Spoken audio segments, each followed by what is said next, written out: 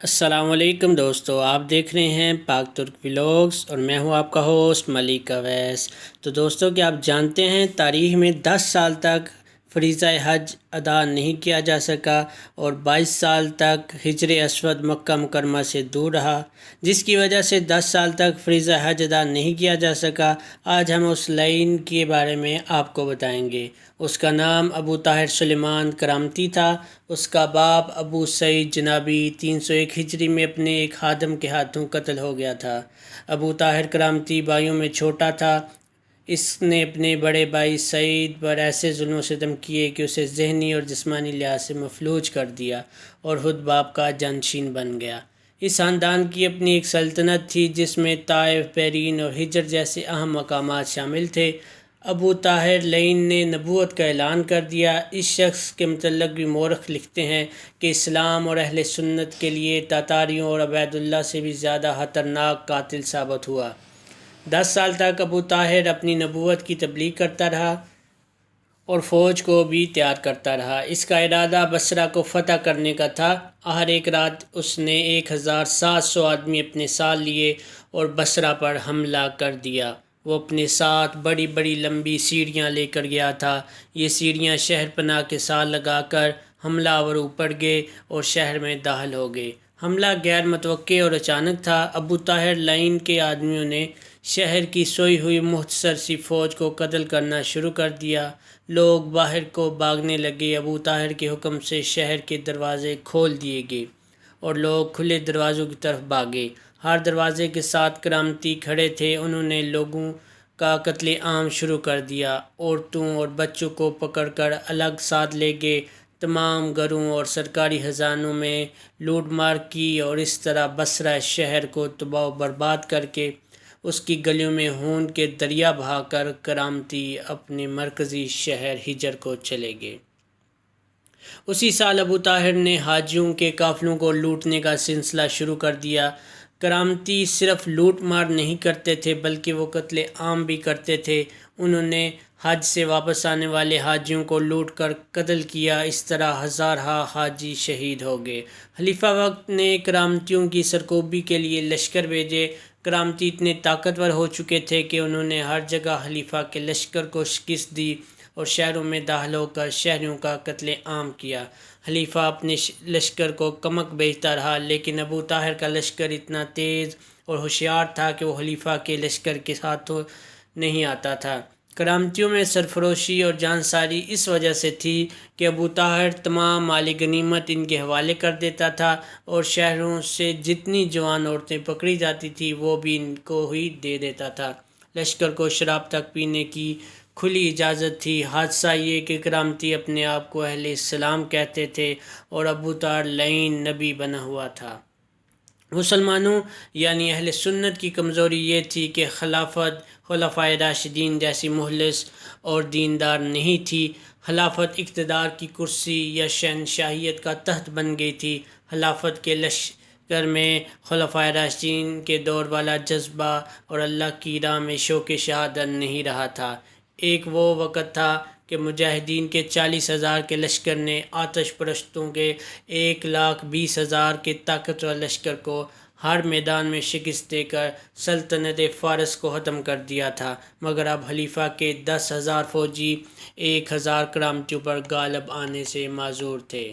ابلیسی طاقتیں اسلام کا قلعہ کما کرنے کے لیے تیز و تند طوفان کی طرح اٹھی آئی تھیں۔ ابو طاہر لعین نے شہر حجر کو اپنا دارالحکومت بنایا اور وہاں ایک عالی شان مسجد تعمیر کروائی۔ اس کا نام دارالحجرات رکھا گیا۔ جب مسجد مکمل ہو گئی تو ابو طاہر لعین اسے دیکھنے کے لیے اندر آیا۔ میرے کرامتیوں، اس نے ممبر پر کھڑے ہو کر اعلان کیا، اصل اسلام کے علمبردار تم ہو۔ وہ مسلمان نہیں جو کرامتی نہیں اور جو مجھے نبی نہیں مانتا۔ خدا نے مجھے حکم دیا ہے کہ اب حج مکہ میں نہیں یہاں حجر میں ہوا کرے گا۔ اس کے لیے ضروری ہے کہ حجر اسود کو مکہ سے اٹھا کر یہاں اس مسجد میں رکھا جائے۔ ہم تیرے شیدائی ہیں۔ ایک آدمی نے اٹھ کر کہا، ہمیں یہ بتا کہ وہ پتھر جسے ہم حجر اسود کہتے ہیں یہاں کس طرح لایا جائے گا؟ اہل سنت ہمیں یہ پتھر اٹھانے کی ہمت نہیں کرنے دیں گے، پھر ہم کیا کریں گے؟ کیا تمہاری تلواریں کند ہو گئی ہیں؟ ابو طاہر نے کہا، ہم نے کہاں کہاں اہل سنت کا خون نہیں بہایا۔ کیا تم خانہ کعبہ میں ان منکروں کا خون بہانے سے گریز کرو گے؟ ہم اس سال حج کے موقع پر مکہ جائیں گے اور خانہ کعبہ کی وہ حالت کریں گے کہ اہل سنت آئندہ مکہ کی طرف دیکھیں گے بھی نہیں۔ 319 ہجری میں ابو طاہر کرامتی نے مکہ معظمہ کا رخ کیا۔ حاجی وہاں پہنچ چکے تھے، بلکہ وہ بیت اللہ کے طواف میں مصروف تھے، بعض نماز پڑھ رہے تھے۔ ابو طاہر لین سب سے پہلے گھوڑے پر سوار، تلوار ہاتھ میں لیے مسجد حرام میں داخل ہوا۔ اس نے شراب منگوائی اور اپنے گھوڑے پر بیٹھے بیٹھے شراب پی۔ مورخ لکھتے ہیں کہ جب ابو طاہر گھوڑے پر بیٹھا شراب پی رہا تھا، اس کے گھوڑے نے مسجد میں پیشاب کر دیا۔ دیکھا تم سب نے؟ ابو طاہر نے کہکہ لگا کر بڑی بلند آواز سے کہا، میرا گھوڑا بھی مجھے اور میرے عقیدے کو سمجھتا ہے۔ مسجد حرام میں کچھ مسلمان موجود تھے، انہوں نے شور شرابہ کیا۔ ادھر سے حجاج دوڑے آئے، وہ سب نہتے تھے، سب نے احرام باندھ رکھے تھے۔ ابو طاہر کے اشارے پر کرامتیوں نے ان کا قتل عام شروع کر دیا۔ وہاں سے ابو طاہر خانہ کعبہ گیا اور وہاں بھی حجاج کا قتل عام شروع کر دیا۔ ابو طاہر لعین کے حکم سے خانہ کعبہ کا دروازہ اکھاڑ دیا گیا۔ میں خدا ہوں، ابو طاہر لعین نے، جو گھوڑے پر سوار تھا، متکبرانہ اعلان کیا، اور خدا میری ذات میں ہے، تمام خلقت میری بندگی کرے۔ پھر اس نے کہا، اے گدھو، تمہارا قرآن کہتا ہے کہ جو شخص بیت اللہ میں داخل ہو جائے اسے امن مل جاتا ہے۔ کہاں ہے وہ امن؟ میں نے جسے چاہا زندہ رہنے دیا اور جسے چاہا اسے خون میں نہلا دیا۔ ایک حاجی آگے بڑھا اور اس نے ابو طاہر لعین کے گھوڑے کی لگام پکڑی۔ اے منکر دین! اس شخص نے ابو طاہر سے کہا، تو نے قرآن کی یہ آیت غلط پڑھی ہے۔ اس کا مطلب یہ ہے کہ جو شخص بیت اللہ میں داخل ہو جائے اسے امن دو اور اس پر ہاتھ نہ اٹھاؤ۔ اس شخص کے عقب سے ایک تلوار حرکت میں آئی اور اس کا سر کٹ کر دور جا گر پڑا۔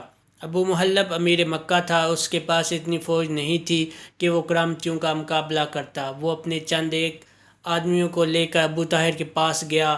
یہ سب لوگ تلواروں سے لیس تھے۔ ابو محلب نے ابو طاہر سے کہا، وہ اپنے آپ کو نبی کہتا ہے اور مسلمان بھی، لیکن وہ خدا کے اس گھر کی اس طرح بے حرمتی کر رہا ہے۔ حجاج کے قتل سے ہاتھ کھینچ لے اے ابو طاہر۔ ابو محلب نے کہا، اللہ کے عذاب سے ڈر، کہیں ایسا نہ ہو کہ تجھے اسی دنیا میں اس کی سزا مل جائے۔ اس شخص کو عذاب الہی دکھا دو۔ ابو طاہر لعین نے بلند آواز سے کہا۔ بہت سے کرامتی ابو محلب اور اس کے آدمیوں پر ٹوٹ پڑے۔ ابو محلب اور اس کے آدمیوں نے، جو سب کے سب تلواروں سے لیس تھے، جم کر مقابلہ کیا، لیکن وہ اتنے تھوڑے تھے کہ اتنے زیادہ آدمیوں کے ساتھوں شہید ہو گئے۔ کعبہ معلیٰ کے اوپر محراب نصب تھا جو سونے سے مرعوب تھا۔ ابو طاہر نے حکم دیا، اوپر چڑھ کر محراب اتار کر اس کے گھوڑے کے قدموں میں رکھا جائے۔ ایک کرامتی کعبہ معلیٰ پر چڑھا۔ تاریخ میں ایک شخص محمد بن ربیع بن سلیمان کا نام آیا ہے۔ وہ دور کھڑا دیکھ رہا تھا۔ اس کے بعد اس نے مسلمانوں کو بتایا کہ جب کرامتی کعبہ معلیٰ پر چڑھا تو محمد بن ربیع نے ہاتھ پھیلا کر آسمان کی طرف دیکھا اور کہا، یا اللہ، تیری بردباری کی کوئی حد نہیں، کیا تیری ذات باری اس شخص کو بھی بخش دے گی؟ محمد بن ربیع نے لوگوں کو بتایا کہ وہ کرامتی جو کعبہ معلیٰ پر چڑھ گیا تھا، نہ جانے کیسے اوپر سے سر کے بل گرا اور گرتے ہی مر گیا۔ محمد بن ربیع کا ہی بیان ہے کہ ابو طاہر لعین نے بڑے غصے میں ایک اور کرامتی کو کعبے پر چڑھنے کا حکم دیا۔ یہ آدمی اوپر پہنچنے والا ہی تھا کہ اس کا ہاتھ چھوٹ گیا اور وہ بھی سر کے بل گر پڑا اور مر گیا۔ ابو طاہر لعین نے اور بھی زیادہ غصہ کیا۔ اس نے ایک اور کرامتی کو حکم دیا وہ اوپر جائے۔ تقریباً تمام مورخوں نے لکھا ہے یہ تیسرا شخص ایسا خوفزدہ ہوا کہ اوپر چڑھنے کی بجائے ایک ہی جگہ کھڑا تھر تھر کانپنے لگا اور اچانک باہر کی طرف بھاگ گیا۔ ابو طاہر لعین پر کچھ ایسا اثر ہوا کہ اس پر خاموشی طاری ہو گئی۔ کچھ دیر کعبہ معلیٰ کو دیکھتا رہا۔ صاف پتہ چلتا تھا کہ اس کے خیالوں میں کچھ تبدیلی آئی ہے، لیکن ابلیس کا غلبہ اتنا شدید تھا کہ وہ اچانک آگ بگولا ہو گیا۔ اس نے حکم دیا کہ غلاف کعبہ کو کھینچ کر اس کے چھوٹے چھوٹے ٹکڑے کر دیے جائیں۔ کرامتی غلاف کعبہ پر ٹوٹ پڑے اور تلواروں سے غلاف کعبہ کو کاٹ کاٹ کر اس کے ٹکڑے سارے لشکر میں تقسیم کر دیے۔ ابو طاہر لعین نے بیت اللہ کا سارا خزانہ اپنے قبضے میں لے لیا۔ جو حجاج قتل عام سے بچ گئے تھے، انہوں نے بغیر امام کے فریضہ حج کو ادا کیا۔ ابو طاہر حجر اسود کو اپنے دارالحکومت ہجر لے جانا چاہتا تھا۔ رات کا وقت تھا، بچے کچے حجاج ابھی وہیں تھے۔ کسی ذریعے سے انہیں پتہ چل گیا کہ ابو طاہر لعین حجر اسود اپنے ساتھ لے کر جانا چاہتا ہے۔ حجاج کے جذبے کو دیکھیں، انہوں نے رات ہی رات اتنے وزنی پتھر کو وہاں سے اٹھایا اور مکہ کی گھاٹیوں میں لے جا کر چھپا دیا۔ یہ کوئی معمولی کارنامہ نہ تھا، ایک تو پتھر بہت وزنی تھا اور دوسرے جان کا خطرہ بھی تھا۔ وہاں ہر طرف کرامتی موجود تھے، وہ دیکھ لیتے تو ان تمام حجاج کے جسموں کے ٹکڑے اڑا دیتے۔ ان کی آنکھوں میں دھول جھونک کر پتھر اٹھا لے جانا اور غائب کر دینا ایک معجزہ تھا۔ صبح طلوع ہوئی، ابو طاہر لعین پھر خانہ کعبہ میں دمکا اور حکم دیا کہ حجر اسود اٹھا لو، پتھر وہاں نہیں ہے۔ کسی کرامتی نے پتھر کی جگہ خالی دیکھ کر ابو طاہر لعین سے کہا۔ وہ بہت وزنی پتھر تھا۔ ابو طاہر نے کہا، مجھے مت بتاؤ کہ کوئی انسان اسے اٹھا کر لے گیا ہے۔ اس کے کانوں سے پھر یہ آواز ٹکرائی کہ پتھر وہاں نہیں ہے۔ تب اس نے خود جا کر دیکھا۔ یہ دیکھ کر حیران رہ گیا کہ پتھر وہاں نہیں ہے۔ اس نے قہر و غضب سے حکم دیا، پتھر کو تلاش کرو۔ حجاج وہاں سے جانے کی تیاریاں کر رہے تھے، کچھ جا بھی چکے تھے۔ کرامتیوں نے چند ایک حجاج سے پوچھا کہ پتھر کہاں ہے۔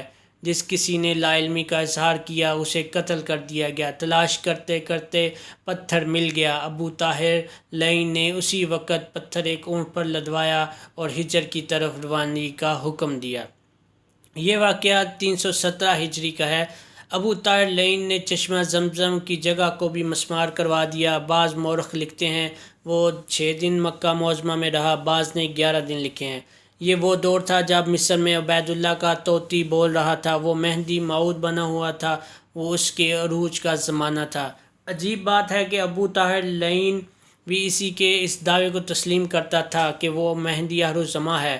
ہو سکتا ہے وہ عبید اللہ کی طاقت سے ڈرتا ہو اور اسے خوش رکھنے کا یہی ایک طریقہ ہو سکتا تھا کہ وہ اسے امام مہدی آخرالزماں مان لے۔ ابو طاہر نے حجر اسود کو مکہ سے لا کر اپنی بنائی ہوئی مسجد دارالحجرات کی غربی جانب رکھا اور عبید اللہ کے نام ایک پیغام لکھوا کر بھیجا۔ اس میں عبید اللہ کو لکھوایا کہ میں نے حکم دیا ہے کہ خطبے میں آپ کا نام لیا جائے۔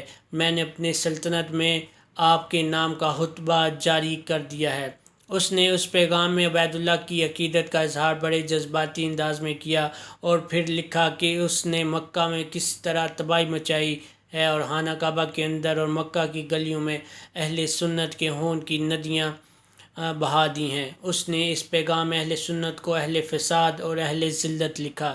اس سے توقع تھی کہ عبید اللہ اس پیغام سے بہت خوش ہوگا، لیکن اس کا قاصد پیغام کا جواب لے کر آیا تو ابو طاہر لعین حیران رہ گیا کہ عبید اللہ نے لکھا کہ تم یہ چاہتے ہو کہ میں تمہاری ان بدعمالیوں پر تمہیں خراج تحسین پیش کروں۔ تو نے خانہ کعبہ کی توہین کی اور اتنی مقدس جگہ میں مسلمانوں کا خون بہایا۔ نہ جانے کہاں کہاں سے جو حجاج آئے تھے، انہیں قتل کیا اور پھر حجر اسود کو اکھاڑ کر لے گیا۔ تو نے یہ بھی نہ سوچا کہ حجر اسود اللہ کی کتنی بڑی امانت ہے جسے ایک جگہ سنبھال کر رکھا گیا تھا۔ جماعت عبیدیہ تجھ پر کفر و الحاد کا فتویٰ عائد کرتی ہے، ہاں تمہیں کوئی انعام نہیں دے سکتے۔ ابو طاہر لعین نے یہ پیغام پڑھا تو آگ بگولا ہو گیا اور اس نے اعلان کر دیا، کوئی کرامتی عبید اللہ کو مہدی آخرالزماں نہیں مانے گا۔ پورے 10 سال 317 ہجری سے 327 ہجری تک فریضہ حج ادا نہ کیا جا سکا۔ کوئی بھی حج کعبہ کو نہ گیا۔ اس کی ایک وجہ تو یہ تھی کہ حج کو جانے والے کرامتیوں سے ڈرتے تھے اور دوسرا یہ کہ وہاں اب حجر اسود نہیں تھا۔ ایک شخص ابو علی عمر بن یحییٰ علوی ابو طاہر کا گہرا دوست تھا۔ ایک روز وہ ابو طاہر لعین کے پاس گیا۔ غور کرو ابو طاہر، ابو علی عمر نے کہا، 10 سالوں سے حج بند ہے، اس کی وجہ تم ہو۔ کیا تم جانتے ہو صرف تمہارے ظلم و تشدد کی وجہ سے مسلمان فریضہ حج ادا نہیں کر سکتے۔ اس کے نتیجے میں لوگ تمہاری عقیدت سے منحرف ہوتے چلے جا رہے ہیں۔ میں نے سوچا ہے کہ حج کرنے والوں کو امن کا یقین دلاؤ اور ان پر محصول مقرر کر دو، 5 دینار فی اونٹ محصول وصول کرو۔ ابو طاہر کو یہ تجویز اچھی لگی۔ اس سے ایک تو اس کے ساکھ بحال ہوتی تھی اور دوسرا اسے بے شمار رقم محصول کے طور پر مل سکتی تھی۔ اس نے ہر طرف کاسر دوڑا دیے کہ وہ اعلان کرتے جائیں کہ آئندہ حج پر کوئی مداخلت نہیں ہوگی اور حجاج کو امن کی ضمانت دی جاتی ہے۔ اس نے محصول کا اعلان بھی کر دیا۔ ابن خلدون نے لکھا ہے کہ خلیفہ کے حجاج محمد بن یعقوب نے بھی ابو طاہر کو لکھا تھا کہ حجاج پر ظلم و تشدد چھوڑ دو اور حجر اسود واپس کر دو۔ اس کے گوس خلیفہ نے یہ فیصلہ کیا ہے کہ جو علاقہ اس وقت تمہارے قبضے میں ہے وہ تمہارا ہی رہے گا، اس سلسلے میں تمہیں خلافت اپنا دشمن نہیں سمجھے گی۔ ابو طاہر لعین نے اس کے جواب میں یہ یقین دہانی کروائی کہ آئندہ کرامتی فریضہ حج کی ادائیگی میں کسی قسم کی مداخلت نہیں کریں گے، لیکن ابو طاہر نے حجر اسود واپس دینے سے انکار کر دیا۔ ابو طاہر نے جو محصول نافذ کیا تھا وہ دراصل آج کے دور کا جگہ ٹیکس تھا۔ خلافت اتنی کمزور تھی کہ وہ ابو طاہر لعین کا ہاتھ روکنے سے قاصر تھی۔ ابو طاہر لعین کو توقع تھی کہ لوگ حجر اسود کی خاطر ہجر آئیں گے اور پھر آہستہ آہستہ حج ہجر میں ہی ہوا کرے گا، لیکن کوئی بھی اہل سنت ان 10 سال میں وہاں نہ گیا۔ خلیفہ مقتدر باللہ نے ابو طاہر کو 50,000 درہم پیش کیے کہ اس رقم کے عوض حجر اسود واپس کر دے، لیکن ابو طاہر نے صاف انکار کر دیا۔ اس کے بعد خلیفہ چینج ہوا۔ کچھ عرصے بعد مسند خلافت پہ آیا۔ اس نے 30,000 دینار ابو طاہر لعین کو پیش کیے وہ حجر اسود واپس کر دے۔ ابو طاہر لعین نے یہ سودا قبول کر لیا۔ صرف ایک مورخ نے لکھا ہے کہ ابو طاہر لعین نے حجر اسود اللہ کے نام پر واپس کیا تھا۔ یہ تحریر اس وجہ سے مشکوک لگتی ہے کہ یہ بیان ایسے شخص کا ہے جو اسماعیلی تھا۔ 10 محرم 339 ہجری ابو طاہر لعین کا ایک آدمی جس کا نام شبیر بن حسین کرامتی تھا حجر اسود کو لے کر مکہ مکرمہ پہنچا۔ اسی روز حجر اسود کو اپنی اسی جگہ پر رکھ دیا گیا جہاں سے اسے اکھاڑا گیا تھا۔ خلیفہ نے اس کے ارد گرد چاندی کا حلقہ چڑھا دیا۔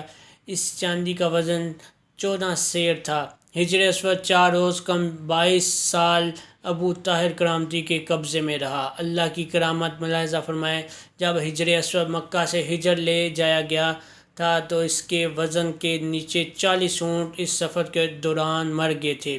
وہ اس طرح کہ پہلے یہ پتھر ایک اونٹ پر لادا گیا، وزن خاصا زیادہ تھا جو یہ اونٹ کچھ فاصلے تک ہی برداشت کر سکا۔ آخر یہ اونٹ بیٹھ گیا اور پھر ایک پہلو پر لڑک گیا اور مر گیا۔ پھر یہ دوسرے اونٹ پر لادا گیا، یہ اونٹ بھی کچھ فاصلہ طے کر کے گرا اور مر گیا۔ اسی طرح 40 اونٹ اس پتھر تلے مرے اور پتھر ہجر تک پہنچا، لیکن یہی پتھر جب ہجر سے مکہ کو واپس لایا گیا تو صرف ایک اونٹ وہاں سے مکہ تک لے آیا۔ پتھر کا وزن اتنا ہی تھا اور اسے لانے والا اونٹ کوئی غیر معمولی طور پر طاقتور نہ تھا۔ یہ خدائی معجزہ تھا اور اس سے اندازہ ہوتا ہے کہ اللہ کی نظر میں اس پتھر کی اہمیت اور تقدس کتنا زیادہ ہے۔ اللہ نے ابو طاہر لعین کو بڑی لمبی رسی دی تھی۔